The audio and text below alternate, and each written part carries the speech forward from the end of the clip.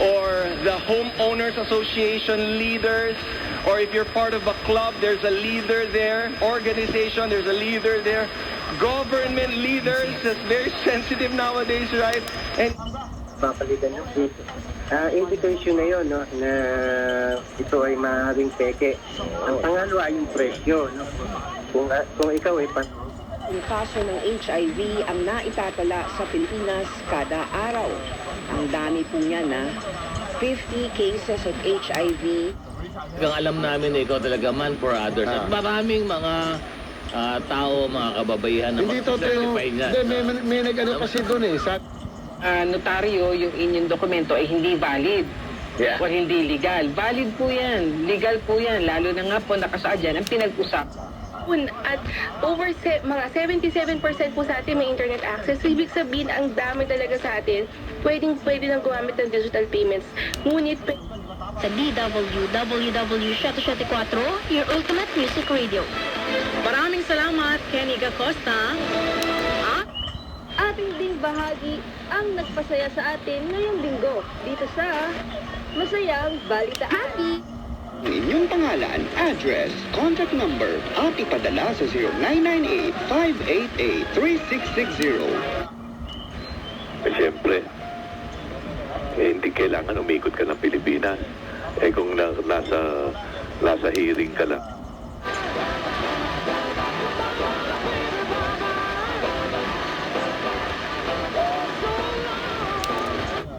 Ang mga batteries bago o habang nag-charge ito.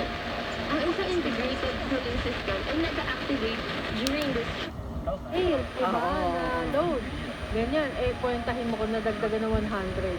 So, 1, 2, 3. Malaking bagay, mga ka-shoppers. Kaya, about me, about Jesus, amen. Kung tayo ay true believer at nananampalataya na tayo ay mga anak ng Diyos at sinusunod ang kanyang Pagbabayad ng student loan, ang mga ay naka-enroll sa Church University. Sa Church University and colleges. Mga eksklusibong panayam. Dito lang, mapapakinggan. Top 7. You, straight from Hawaii. And I was also very happy to know that you're into production and Resident sa Marinas Hill. So, in one of the activities we monitored and participated into yung kung mga angel pets natin.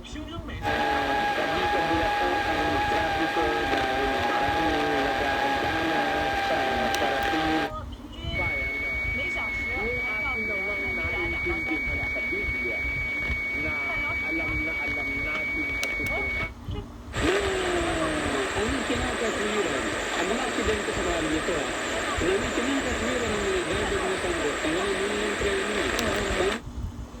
Ay nakita natin, na-witness po natin. Akala natin wala. Akala natin, Sir Edwin, and we are very surprised and very thankful.